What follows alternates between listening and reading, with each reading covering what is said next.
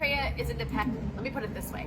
Eritrea is independent. The U.S. opposes that. That's why it's so demonized, as you explained. But I think its independence is also dangerous in some ways for U.S. interests because it hasn't been subjected to a lot of the kinds of schemes, the sort of capitalist neoliberal schemes that the U.S. has imposed, or imperialist schemes that the U.S. has imposed on a lot of the rest of Africa. It actually has some better social indicators compared to its peers. So I wanted to give you a chance to maybe talk a little bit about that, because people don't get to hear about Eritrea from this context. It's only ever bad Eritrea. Soldiers are everywhere just committing genocide. That's all we hear, literally. That is all you hear. The other thing you hear is that it's the North Korea of the African continent, which is, it's meant as a slander, but it's also such a backhanded slander to North Korea. The reality is, compared to, say, Chad, the average person living in Chad, living in, Pyongyang would be like living in paradise. So, I actually think I just wanted to note that at the outset that, you can see Eritrea is more broadly linked to this attempt by Western political forces to demonize nations that are viewed to be aberrant and deviant from the so-called rules-based international order in any significant way. Cuba is the world's worst dictatorship. North Korea is the world's worst dictatorship. Eritrea is the world's worst dictatorship. Venezuela is the world's everyone is the world's worst dictatorship. Only if you hate the United States. But right across the ocean there from the sea from Eritrea is the Gulf, where the entire place is based on forced slave-like labor and massive income inequality and cutting people's heads off and hands off for the most basic of crimes. But that doesn't make you some sort of evil pariah. Eugene, they're reforming. Right. They're reforming. Yeah, exactly. There you have it.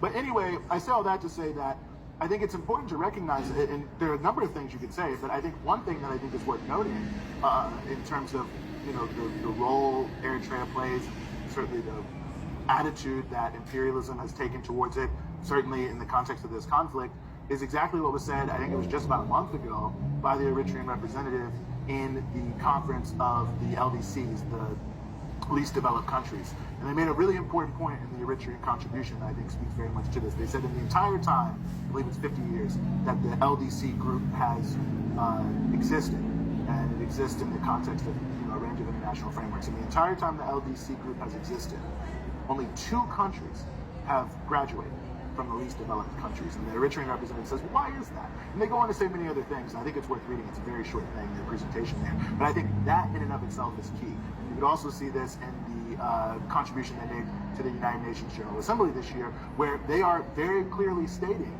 that the reason some countries are developed and some countries are not is not random, it's not by accident, is in fact by the deliberate policy of the powerful nations, and that they manipulate their power and their control over so many critical levers of the global economy and the broader international community in order to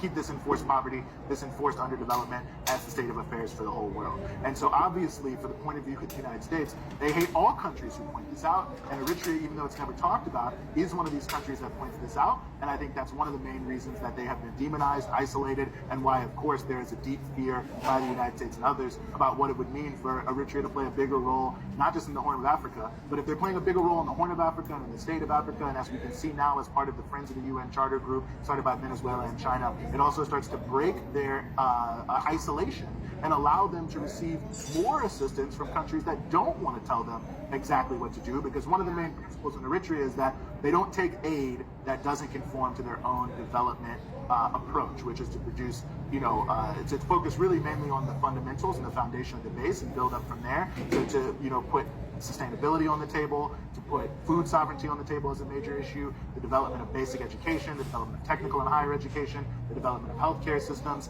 and they've done quite a bit in 30 years of independence, and I want to speak to this in terms of the indicators, but I think it's also important to note the critique that they themselves have raised up about this.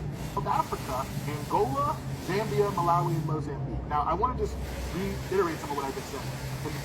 If you look at countries, because if you're going to say someone is the worst of the worst, and that's why I raised up that issue of North Korea, someone say DPRK, compared it to Cuba, compared to Venezuela, because there's a similar issue here where the countries are listed as the worst of the worst and all these different things. And then when you actually start to look at the numbers, they in fact are not the worst of the worst. So just throw a few things out here for you that I think people would be relevant.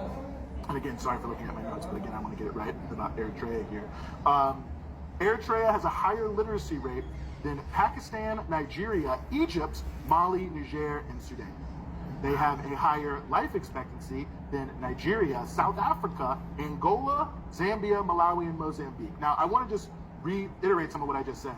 In the first two, that they have a higher literacy rate than Nigeria, that they have a higher life expectancy than Nigeria. Nigeria is one of the richest nations on the planet Earth. There's no reason why people are living in abject poverty all across that country. And that right there should tell you something, because Nigeria is one of America's best friends on the African continent and has been for some time, and their social indicators are shameful. Their use of resources, the income inequality, the looting, the kleptocracy, shameful conditions for people of Nigeria. Lower life expectancy than Eritrea, lower literacy rate, and you never hear anything that's said about Eritrea said about Nigeria. And that's not a huge knock on other African countries, but I think it's important. Also, Pakistan. Pakistan obviously has many development issues, but lower literacy rate than Eritrea, lower life expectancy than Eritrea.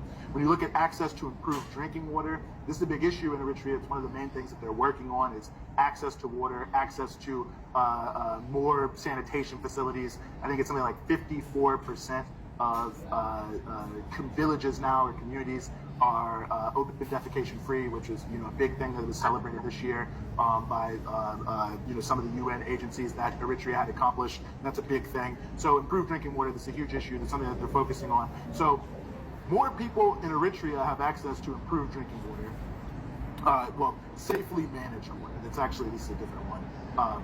Similar sort of stat, but more people in Eritrea have access to safely managed water, so clean water, than Nigeria, Pakistan, Congo, Brazzaville, and Peru.